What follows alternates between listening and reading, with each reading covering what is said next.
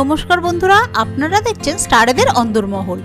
জি বাংলার একসময় বেশ জনপ্রিয় ধারাবাহিকের তালিকায় জায়গা করে নিয়েছিল মালাবদল, কিন্তু বর্তমানে টিআরপি তালিকায় একেবারেই নিচে জায়গা পেয়েছে এই মেঘা।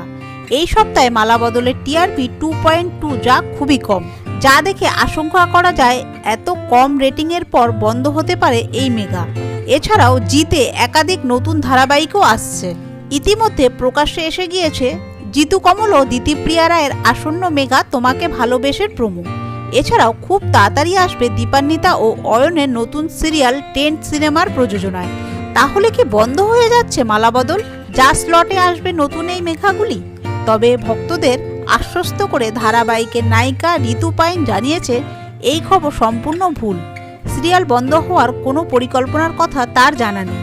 আর টিআরপি নিয়ে তিনি চিন্তিত নন, কারণ প্রতিদিন তারা নিজেদের শতভাগ দেওয়ার চেষ্টা করেন।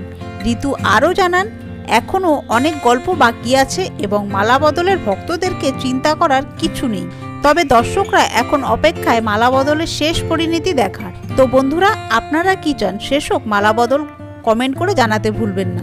বন্ধুরা, তারকাদের বিষয় এইরকমই খুঁটিনাটি আরও তথ্য পেতে জুড়ে থাকবেন আমাদের চ্যানেলটির সাথে। ধন্যবাদ।